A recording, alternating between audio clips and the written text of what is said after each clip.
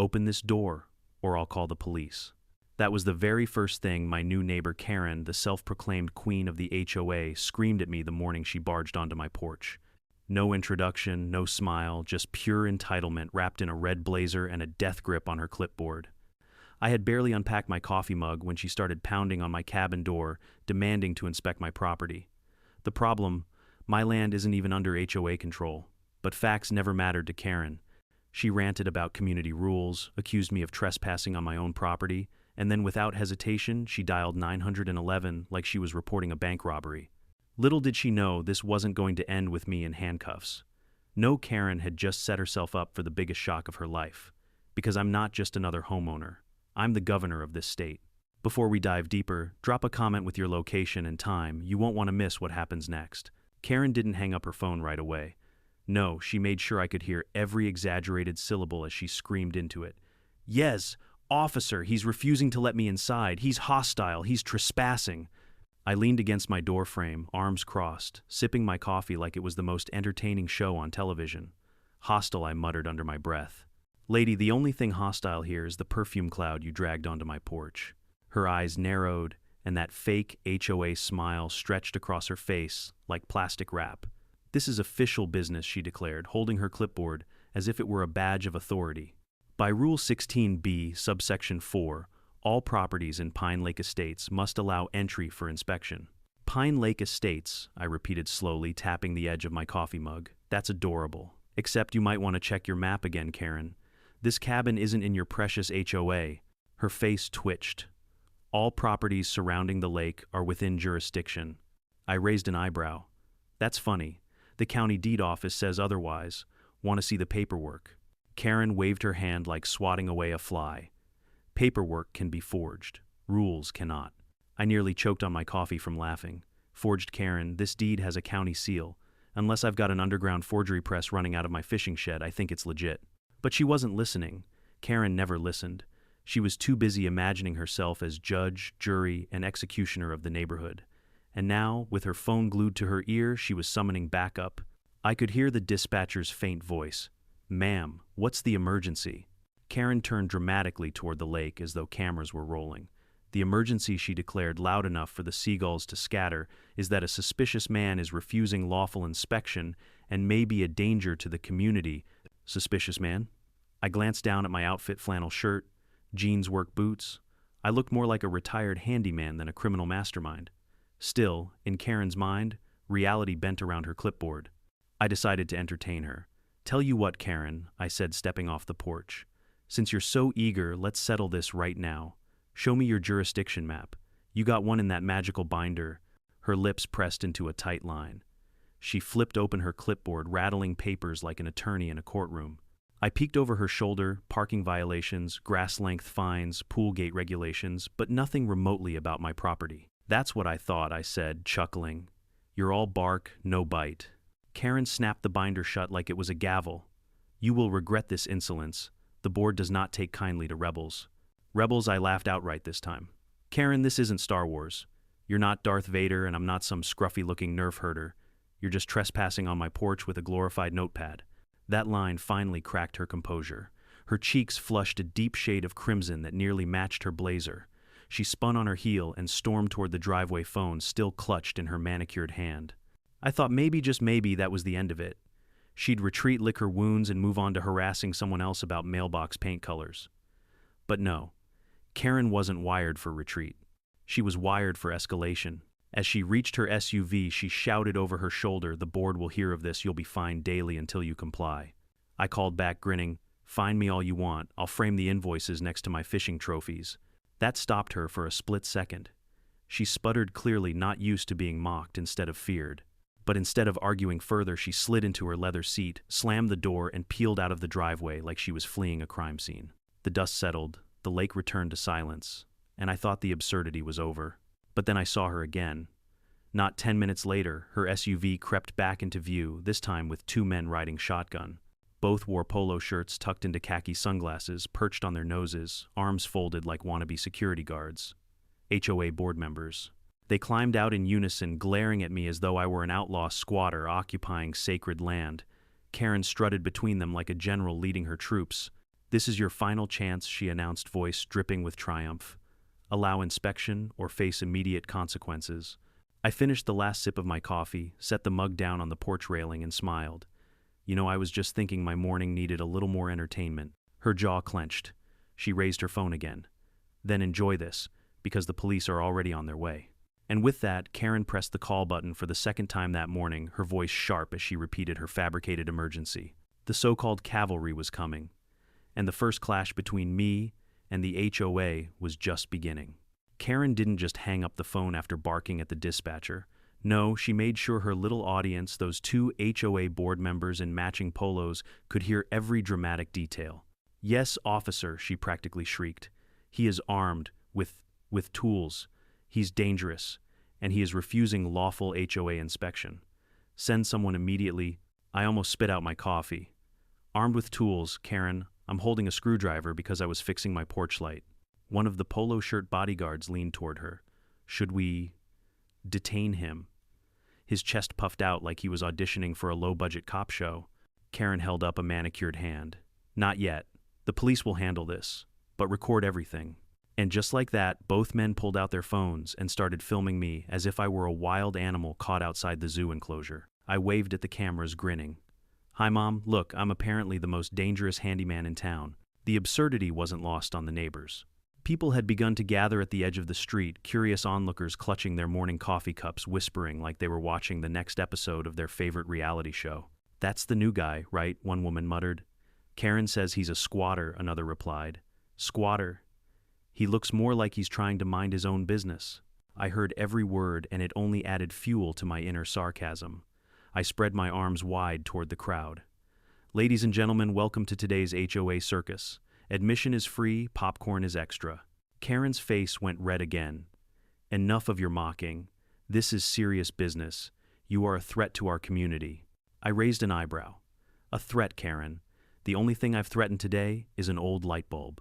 One of her guards stepped forward, trying his best to look intimidating. "Sir, you should comply. It will go easier for you." I laughed. Loudly. "Easier, buddy? You look like you get winded walking up my driveway. The only thing going easier here is your cholesterol medication." The crowd stifled chuckles. Karen snapped her fingers at the man silencing him. She hated losing control. Then, as if on cue, I heard the distant wail of sirens. The sound echoed across the lake, growing louder by the second. Karen's eyes lit up like a child on Christmas morning. "There," she hissed. "Justice is coming." The crowd shuffled nervously.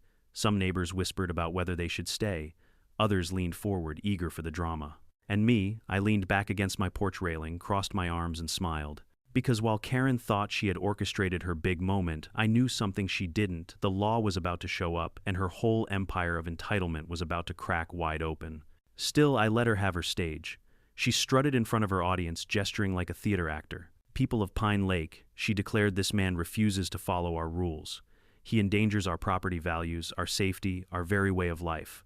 But today, the HOA will prevail." I clapped slowly. "Bravo, Karen. Bravo. If this HOA gig doesn't work out, you've got a bright future in soap operas." The neighbors laughed. Karen nearly exploded. "You think this is a joke," she snapped. "When the officers arrive, you'll be cuffed and carried off this property." I smirked. "Funny. That's exactly what I'm counting on." That last line rattled her. For the first time, I saw hesitation flash across her face. She didn't know why I looked so calm. She expected fear, compliance, maybe anger.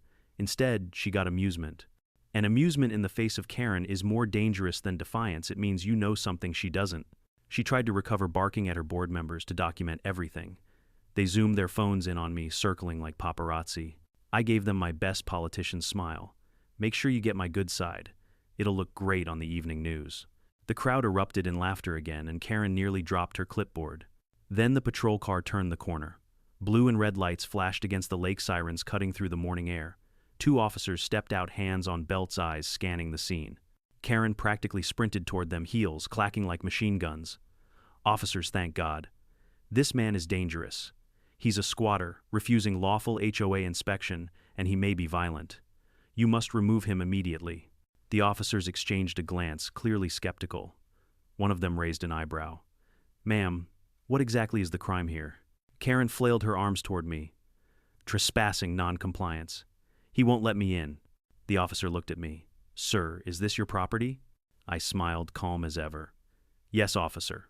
Deed's inside if you want to see it. But before that, you might want to ask her why she thinks the HOA controls private land. Karen gasped like I'd slapped her. Don't listen to him. He's lying. He forged everything. The crowd murmured louder. Some neighbors shook their heads. Others began pulling out their own phones, recording every second. It was becoming clear even to Karen's loyalists that this was spiraling into something bigger than a lawn violation. And I hadn't even played my ace yet. The officers didn't rush toward me like Karen clearly hoped. No, they moved slowly, scanning the situation with that measured calm cops develop from years of dealing with hysterical people, which frankly made them perfect for HOA encounters. Karen, though, was in full performance mode. She clutched her clipboard like a holy relic and jabbed her finger toward me. That man is a trespasser. He refuses inspection. He's violating community law. One officer adjusted his sunglasses. Community law. He glanced at his partner, puzzled. Ma'am, we enforce state law, not HOA rules. That single sentence made Karen twitch. The HOA is the law here, she screeched. The crowd gasped. A couple of my neighbors actually laughed out loud. I almost felt bad for her, almost. I stepped down from my porch calm as a preacher on Sunday. Officers, good morning. I'm the legal owner of this property. If you'd like, I can grab the deed from inside. County seals, signatures, the whole 9 yards. Karen jumped between us like a goalie. No, don't listen to him. He's lying. He forged it. Arrest him first. The officers didn't even budge. They just looked at her the way you'd look at someone claiming Bigfoot broke their mailbox. Ma'am, forging county deeds isn't exactly easy, the taller officer said. Do you have any actual evidence he doesn't live here? Karen faltered. Her lips opened and closed like a fish gasping on the dock. She spun toward her board members for backup. Tell them he doesn't belong here. The two polo shirt warriors suddenly looked very interested in their shoes. Neither wanted to confirm her lie in front of real law enforcement. I folded my arms, enjoying the show. Funny thing about bullies, I said loudly enough for the crowd, when the law shows up, their courage evaporates. A ripple of chuckles rolled through the neighbors. Karen's face burned crimson. You people don't understand, she snapped at the officers. If he doesn't follow our rules, our property values will plummet. This whole community will collapse. One officer sighed. Ma'am, declining property values aren't a criminal offense. That line nearly sent me into hysterics. I covered my mouth, pretending to cough. Hear that, Karen. Your crusade for curb appeal isn't protected under state law. Karen spun back toward me, her finger trembling with rage. You mock the HOA at your own peril. We can fine you daily. We can sue you. I took a step closer, lowering my voice just enough to twist the knife. Karen, you can send me as many invoices as you want. You know what I'll do with them. Line my birdcage. The crowd erupted into laughter. Karen shook so hard I thought her clipboard might snap in two. The officers, now fully unconvinced of her sanity, turned back to me. Sir, do you have the deed handy? Of course. I strolled inside, casually letting the tension hang in the air. When I returned, I handed them a neat folder stamped with official county seals. They studied it for a moment, exchanged a nod, and handed it back. Looks legit, one officer said. He raised his voice so the crowd could hear. This property isn't under HOA jurisdiction. Ma'am, you have no authority here. Gasps. Murmurs. A few neighbors clapped under their breath. Karen, however, didn't process it. She stomped her heel on the pavement. You're wrong, you don't know the rules. The HOA governs all the lakefront. The taller officer pinched the bridge of his nose. Ma'am, unless the HOA owns the land, your rules are voluntary. He doesn't have to let you in. Karen's mouth opened, then snapped shut. She looked like someone had unplugged her power source. Her two board members quietly backed away, blending into the crowd like kids sneaking out of class. Still, she tried one last, desperate move. Then I'll file a complaint with the state, she shouted. I'll escalate this until he's removed. I tilted my head, smiling like a cat who'd cornered a mouse. Karen, that's the best idea you've had all morning. Her eyes narrowed. She didn't know why I looked so pleased, but soon, very soon, she'd find out. The officers gave me a reassuring nod. Sir, you're fine here. If she keeps harassing you, call us back. We'll document it. Karen sputtered, harassing. I am protecting this neighborhood. The shorter officer raised his eyebrows. By trespassing on private property and filing false reports, that's not protection, ma'am. That's a misuse of 911. The crowd murmured louder now disapproval, rippling like waves across the lake. Neighbors who once kept their heads down were now whispering openly about how far Karen had gone. For once, Karen didn't have a comeback. She stood frozen, clutching her clipboard so tightly her knuckles went white. I leaned in just enough for only she and I to hear. "Careful, Karen. You wanted the state involved. You might just get your wish." The officers tipped their hats and returned to their car, leaving Karen surrounded by neighbors who no longer looked at her with respect but with suspicion. The first cracks in her little empire had formed, and I was more than happy to widen them. Because while Karen thought she was playing HOA politics, she had no idea she was already standing on my chessboard. When the officers drove off the street, didn't fall quiet. If anything, it grew louder. Neighbors buzzed in clusters, whispering about what they'd just seen. Kids pointed at me like I was some kind of outlaw hero. A few people even offered small smiles, though quickly tucked them away when Karen's sharp gaze swept across them. Karen herself hadn't moved. She stood rigid, clipboard pressed against her chest like a shield. Her hair was slightly frizzed from the heat, her blazer wrinkled from the chaos, but her pride was intact, at least in her mind. "You think you've won?" she hissed, stomping back up my driveway. "You think flashing some piece of paper gets you out of the HOA?" I raised an eyebrow, leaning casually against my porch railing. "Piece of paper, Karen, this isn't a grocery list. It's the deed. Signed, sealed, and blessed by the county itself." I held it up again, letting the official embossed seal glint in the sunlight. Neighbors craned their necks to see. Even Karen's two polo shirt cronies leaned in curiosity, beating out loyalty. Karen slapped the folder away from her face. "Forged," she barked. "I know people. You can make anything look official these days. Watermarks, seals, they mean nothing." I smirked. "Funny. You claim I forged documents while standing here with a laminated binder full of grass-length violations. Which one do you think a judge will believe?" Laughter rippled through the crowd. Karen's neck flushed crimson. "Don't think this is over," she spat. "The HOA can levy fines of up to $500 a day. You'll be broke in a month." I leaned forward, lowering my voice like I was sharing a secret. "Karen, you can send me 1,000,000 invoices. But unless you've got jurisdiction, which newsflash you don't, they're about as binding as a kindergarten doodle." Gasps and chuckles mixed among the neighbors.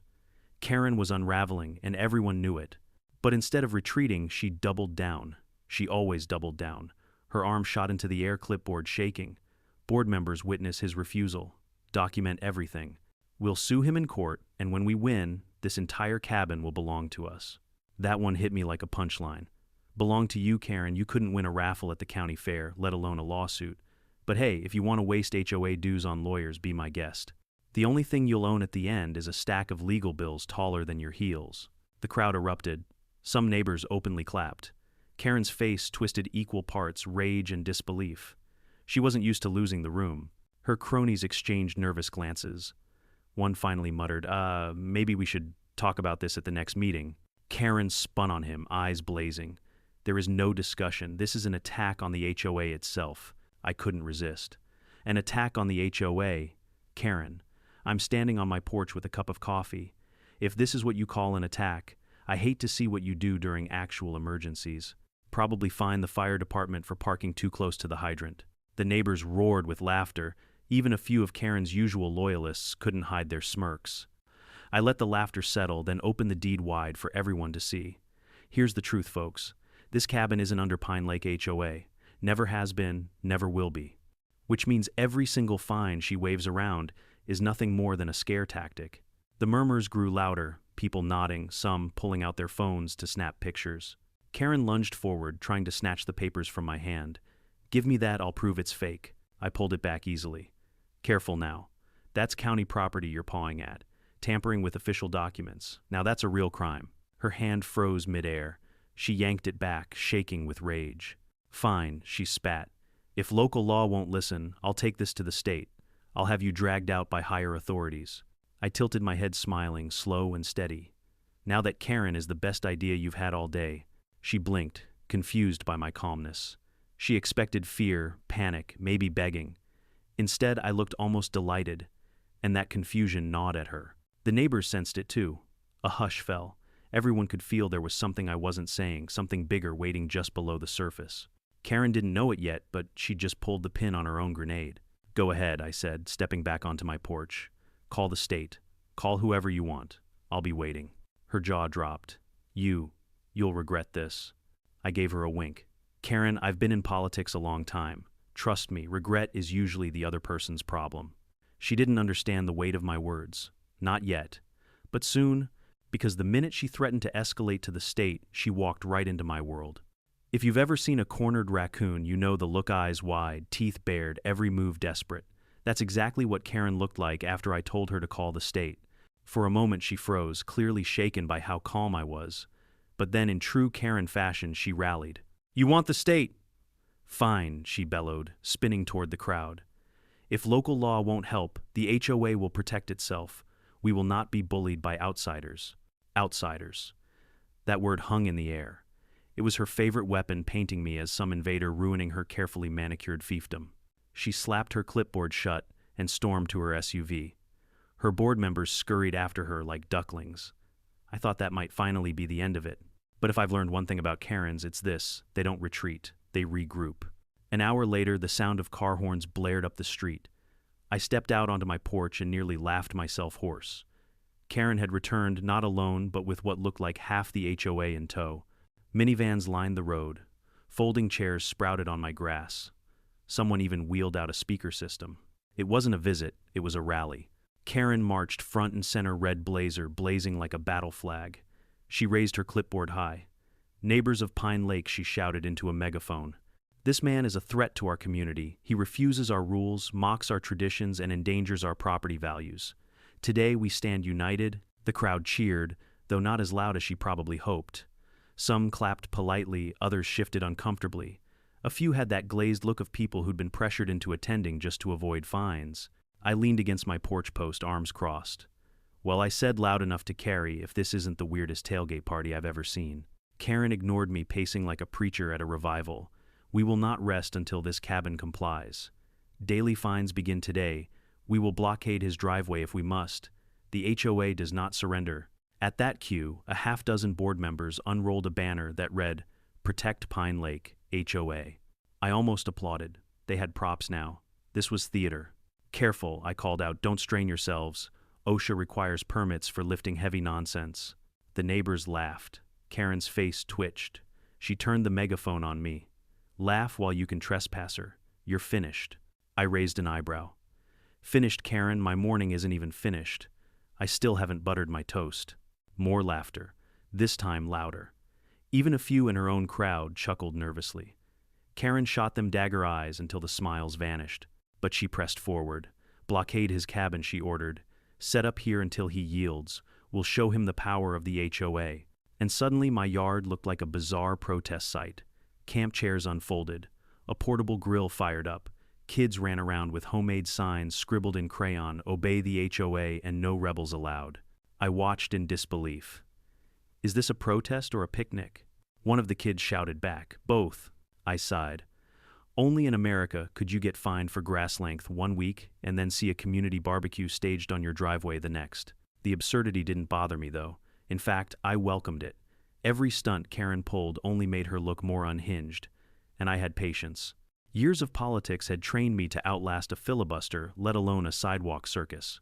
As the hours passed, neighbors who hadn't joined the rally drifted over not to support Karen but to gawk. Phones recorded every chant, every awkward attempt at intimidation.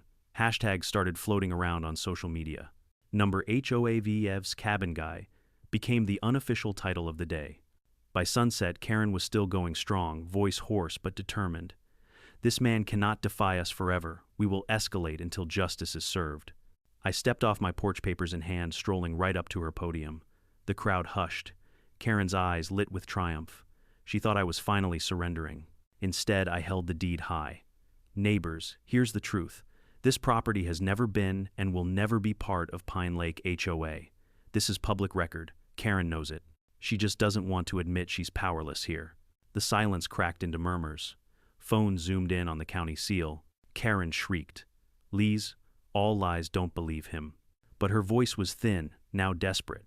The megaphone squealed feedback. Her rally looked less like a united army and more like a confused block party. I lowered my voice, calm and steady. "And if she really wants to escalate to the state, good. Because that's exactly where I shine." Karen froze. She didn't understand. But the seed of dread was planted. The crowd buzzed louder, whispering questions. Who exactly was I? Why was I so confident about the state? I gave Karen one last smile. Be careful what you wish for. Sometimes the state actually listens. Then I turned my back on her rally and walked inside, leaving them all stewing in speculation. She thought she was pressuring me. She didn't realize she'd just invited the governor of this state into her little game, and I was done playing nice. Karen's protest dragged into the next morning. By then, my driveway looked like the aftermath of a yard sale nobody cleaned up. Folding chairs leaned at odd angles, paper plates littered the grass, and the smell of burnt hot dogs clung to the air. But Karen herself, she was still out there, eyes bloodshot blazer, rumpled hair frizzing like an angry lion's mane. Today, she croaked through her megaphone. Today, we file a state complaint. This man cannot resist us any longer. That was my cue. I'd let her embarrass herself long enough.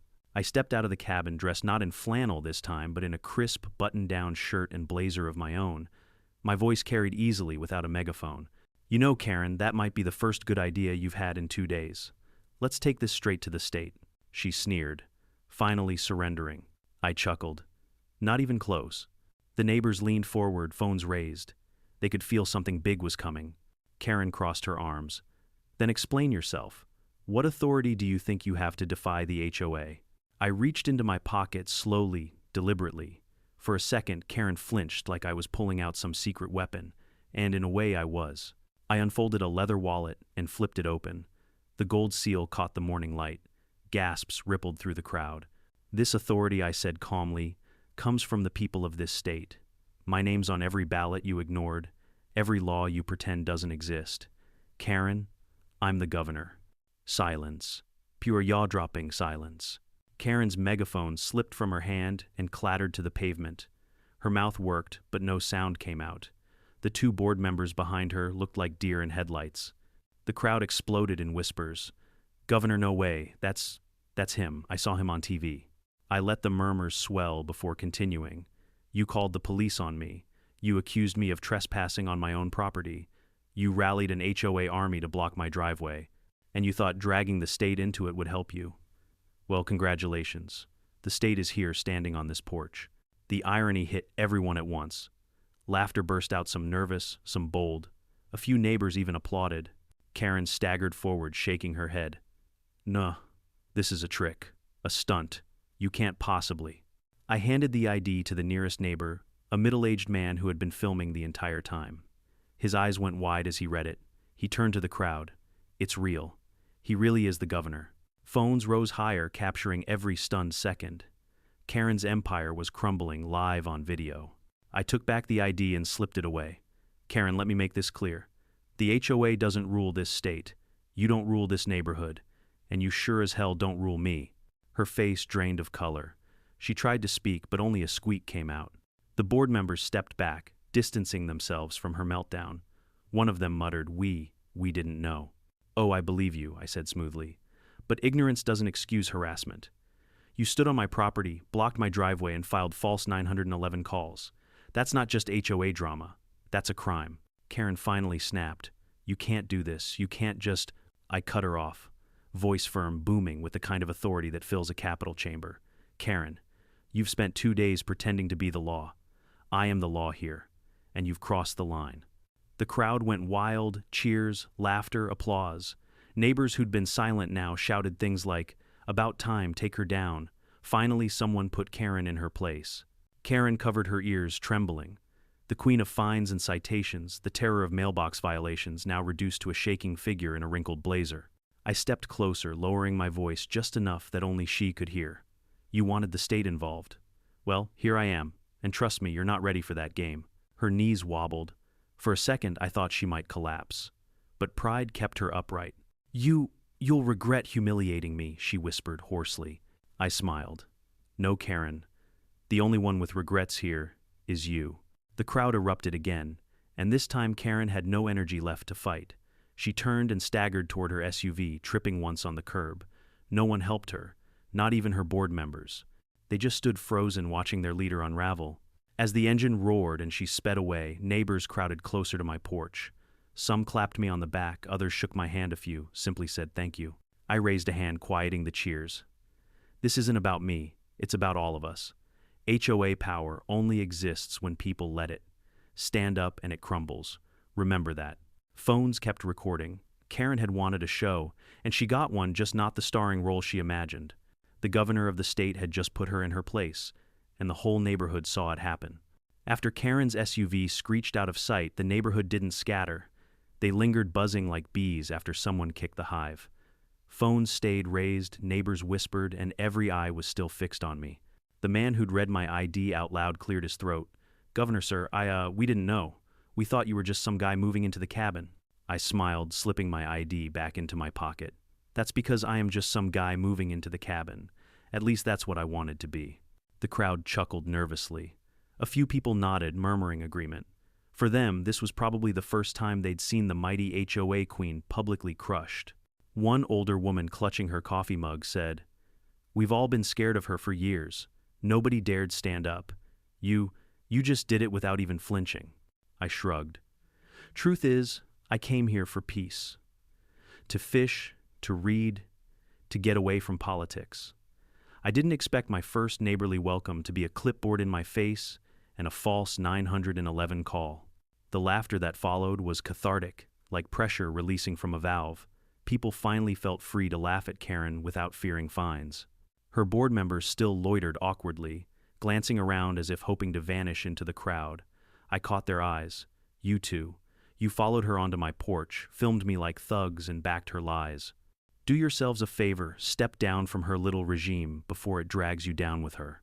They gulped and nodded like schoolboys caught cheating on a test. By noon, the crowd thinned, but not before plenty of neighbors approached to thank me. Some offered fresh-baked bread, others shook my hand like I'd just delivered a campaign speech. Ironically, I hadn't wanted politics in my life here, but politics had followed me anyway, wrapped in a red blazer named Karen. That evening, my phone buzzed with notifications. Clips of the confrontation were already online. Headlines popped up: "Governor stands up to HOA tyrant," and "Karen meets her match at Pine Lake." The hashtags spread like wildfire: number, Governor vs. Karen number, HOA revenge number, clipboard gate. I laughed until my stomach hurt. Karen had tried to humiliate me. Instead, she'd turned herself into a viral meme. But for her, the consequences weren't just online. 2 days later, she tried filing an official complaint against me with the state government. The irony, that complaint landed right on my desk. I read it over lunch, nearly spitting out my sandwich. She'd accused me of being a destabilizing influence on property values and a hostile, non-compliant element. I wrote back one line: "Complaint dismissed. Suggest focus on trimming hedges instead." Word of that spread just as fast as the videos. By the week's end, the HOA board held an emergency meeting. Neighbors showed up in droves, emboldened by what they'd witnessed. The motion to remove Karen as president passed almost unanimously. I wasn't there, I didn't need to be.